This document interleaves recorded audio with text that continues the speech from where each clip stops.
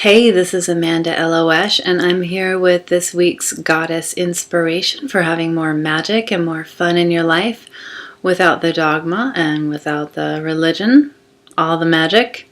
And this month we are tuning into the archetype of the initiator, the speaker of truth in the Living Wisdom School. And I wanted to share with you a little, it's on the edge of being not so popular, I guess. Usually I'm a pretty optimistic person. I'm usually in a really great mood, and I tend to see the treasure that's hidden in the challenges. I mean, that's my whole MO, really, is the alchemy of turning the base frequencies into high frequencies. And the reality is that there are a lot of painful things in the world right now, and it's important, especially as we honor the initiator, it's important to give voice to the wobbles that we experience. Last week I was talking about how important it is to speak up and speak your truth when you feel a wobble, a misalignment, something that feels kind of, I don't know, like there's a twiggly dangler, something that needs to be smoothed out. But it's also really important to speak out when there's something heavy on your heart. And I just wanted to share with you a little bit about something that's been heavy on my heart and help us maybe all to honor and grieve it. And that is the war that's been going on in Palestine. I live here in Oakland, and we have this really great monthly art gathering called Art Murmur. And there's a great art installation that was on exhibit called Palestine to Oakland, or Oakland to Palestine. I can't remember, but there were a bunch of images made by children from Palestine, and they were images of war and their perspectives of what their experiences have been, and so honest. Some of them were full of hope.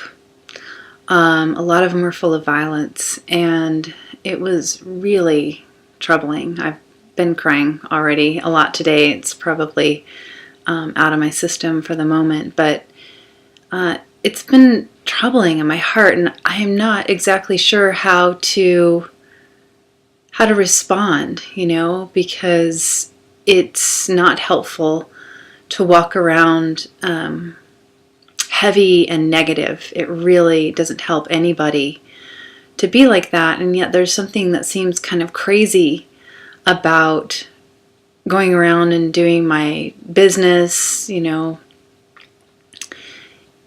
going to the grocery store, planning, my workshops, planning my circles, hanging out with friends, going out and having a good time when there are children being killed in the world. This isn't anything new. It just hit home in such a strong way, and it's not a new experience of feeling like there's some kind of weird schizophrenia happening within me, to be aware of the suffering, the war, the violence, the hunger, the greed, the destruction to our environment, all the things that are happening out there, to be aware of those things and to still function. How do we do it? It seems really important to be able to speak about it, to be honest with those days like today is for me, when it just feels overwhelming. And to give time to grieve it and honor it, as I did. I talked to my brother about it and told him how I was feeling, and that I was feeling resistant to doing our sound healing together. And then just speaking about it helped me to, I didn't even know why. I actually didn't even know I was feeling grief. I just said, I don't feel like doing ceremony today, which is odd because I love ceremony of all sorts. So, and then I tuned into, why is that happening? Why am I feeling that resistance? And I realized I had a lot of grief, and I didn't even know why. but I continued to allow myself to be honest about what was happening for me and to be vulnerable and to speak my truth, again, without trying to wrap a story or meaning behind it. And what I got to was this seeing these images again and realizing that it had landed deep in my heart and needed some expression. So thank goodness we did our sound healing. I got to sing it. I got to move it out of my system.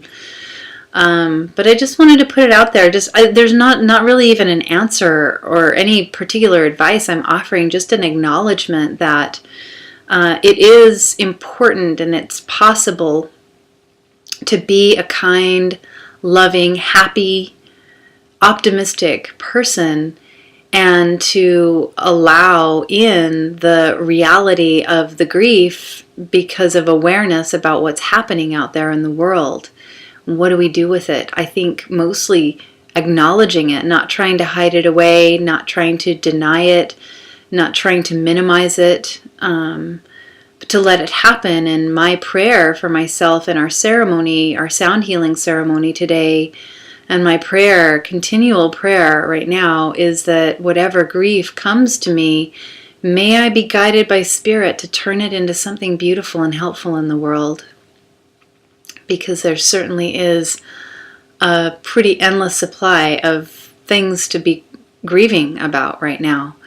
And I don't want that grief to take me out of my power. I don't want it to take me out of my ability to show up in the world in a really good, strong, helpful way.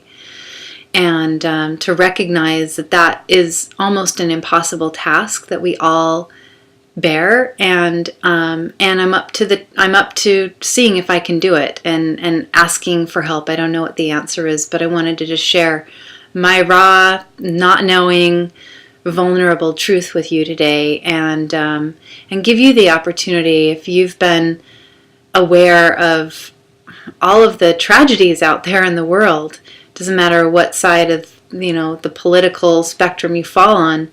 There's plenty to be upset about out there, and plenty to have grief about if you're a feeling, conscious human being.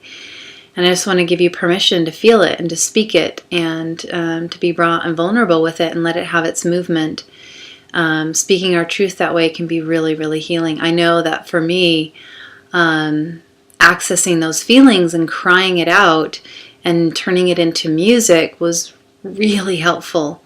And I'm much lighter. I feel relief and I feel more functional. I feel like I can bring myself into my work more. So I wanted to share that with you. I hope it was helpful.